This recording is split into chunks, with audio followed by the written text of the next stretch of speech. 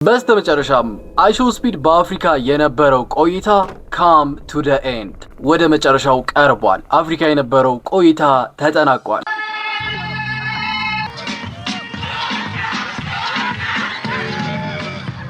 ከአንድ ወር በፊት የጀመረው አይሾ ስፒድ በአፍሪካ የሚያደርገው ጉብኝት ወደ 20 የሚሆኑ ሀገራቶችን በ28 ቀናቶች ነበረ ለመጎብኘት አስበው የጀመረው ማለት ነው። ይህንን የአፍሪካ ጉብኝቱን ማለት እናም ይህንን 28 ቀንን በአፍሪካ አይሾ ስፒድን እንዳየነው በጣም ብዙ ሀገራቶች ሂዷል። በጣም ብዙ ነገሮችን አድርጓል። እናም ደግሞ መጨረሻው ደርሶ የአይሾ ስፒድ በአፍሪካ የነበረው ቆይታ ተጠናቋል ማለት ነው።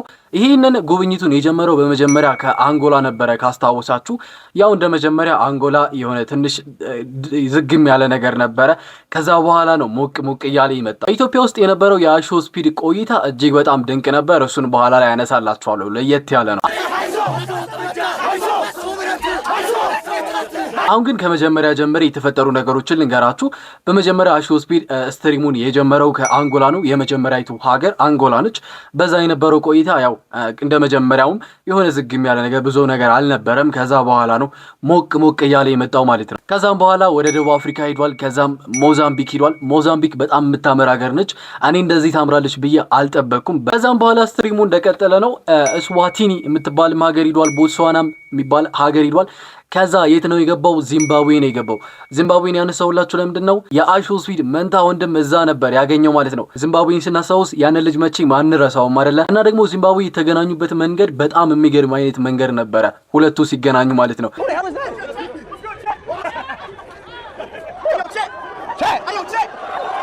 ከዛም በመቀጠል ዛምቢያና ሩዋንዳ ሂዷል ማለት ነው። እነዚህ ሁለት ሀገራቶች ከዛ በኋላ ነው እንግዲህ በጣም ሞቅ ማለት የጀመረው ማለት ነው። ሞቅ ማለትም የጀመረው አይሾ ስፒድ ኬንያ ሲገባ ነው። ጋይሶች ኬንያ ሲገባ አይሾ ስፒድ የነበረው አቀባበል የነበረው ነገር ኢማጂን ልታደርጉት አትችሉም። ከሌሎቹ ሀገራቶች በፊት ከነበረባቸው ሀገራቶች አንጻር ስታዩት በጣም ኢማጂን በማታደርጉት መልኩ በጣም ድንቅ ነበር። በጣም በከፍተኛ ሁኔታ ነበር የተቀበሉት ማለት ነው። ሰዎቹን ማየት ትችላላችሁ። በጣም አደባባይቱ በጣም ነበረ የተቀበሉት ማለት ነው። እና በፊት ከነበሩት ካስታወላችሁ መጀመሪያ አካባቢ ተሄድባቸው የነበሩ ሀገራቶች የነበሩት በዩቲዩብ ላይ የነበሩት ቪዲዮቹ የለቀቃችሁ ቪዲዮዎች ማለት ነው 2 ሚሊዮን 3 ሚሊዮን 4 ሚሊዮን ነው ማለት ነው።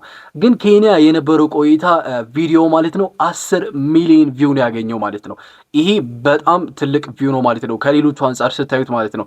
ከዛ በመቀጠል ከኬንያ እንግዲህ ይህንን ሞቅታ ይዞ የቀጠለ ነገርም አስተውለናል። ኢትዮጵያ ሲገባ ኢትዮጵያ የነበረው አቀባበል የትም ሀገር እንደዚህ አይነት አቀባበል አልነበረውም ማለት አይሾ ስፒድ ኢትዮጵያ የነበረው ቆይታ ከሌሎች ሀገራቶች አንጻር በጣም የተለየ ነበር። በጣም የተለየ የሚያደርገው በጣም ብዙ ምክንያቶች አሉ።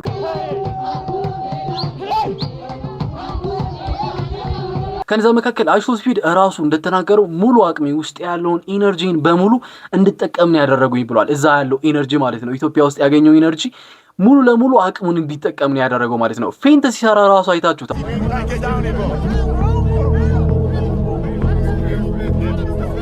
ለመጀመሪያ ጊዜ ማለት ነው። ከዛ ከኢትዮጵያ ቀጥሎ ግብጽ ነበር ሄደው እና የግብጹን አላወራውም ጋይሶች ሙትት ያለ ዝግም ያለ ስትሪም ነበር። ራሱም ተናግሮታል። ከኢትዮጵያው ከሌሎች አንጻሮች ስታዩት ኢትዮጵያና ኬንያ ከነበረው ቆይታ አንጻር ግብጽ ሲሄድ ያጋጠመው ነገር በጣም ዝግም ያለ ነገር ነበር።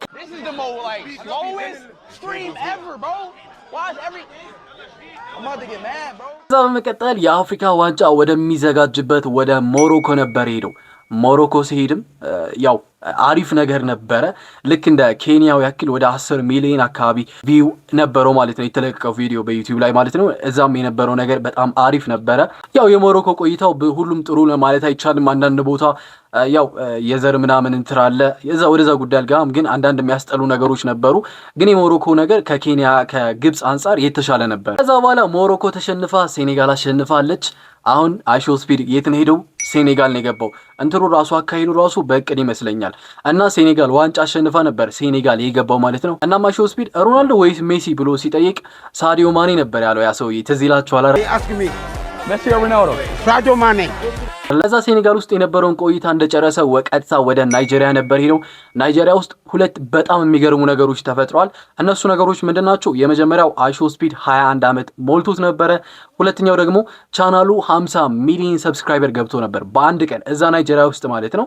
እና ሁለቱንም ሁለት ኬክ እንደዚህ ይዞ ነበረ ያከበረው ማለት ነው። ከዛም በቀጠል ላይቤሪያ፣ አይቮሪ ኮስት የመሳሰሉ ሀገራቶች ሄዷል። በመጨረሻ ግን የመጨረሻ ደስቲኒውን ያደረገው ናሚቢያ የምትባል ሀገር ነበረ። ትናንትና ነበር እዛ ስትሪም የነበረው ማለት ነው። ይች ሀገር የመጨረሻ ሀገሩ ናት በአፍሪካ ውስጥ የሚጎበኛት ማለት ነው። ከዚህ በኋላ የሚጠበቀው የአፍሪካ ጉብኝቱ ስላለቀ አይሾ ስፒድ ወደ አሜሪካ ይመለሳል ማለት ነው። እና የኢትዮጵያውን እኔ በጣም ልረሳው አልችልም። በጣም ነበር አቀባበላችን በጣም አሪፍ ነበርና ለኢትዮጵያ እስኪ አንድ ጊዜ አጨብጭቡላት። በጣም የሚገርም አቀባበል ነበረ። ምክንያቱም እስጭንቅን ያደረግነው እስጭንቅን ያደረጉት ጩኸታቸው ከሱ ነው የበለጠው ማለት ነው። እና ሙሉ አቅሙ እንዲጠቀም ያደረጉት በጣም ነው ያስጨነቅነው። ይሄ በጣም ሞራል ያስፈልገናል። ድጌ ሞራል እና በጣም የሚገርም ጊዜ ነበር ኢትዮጵያ ውስጥ ያሳለፈው፣ ሊረሳ አይችልም።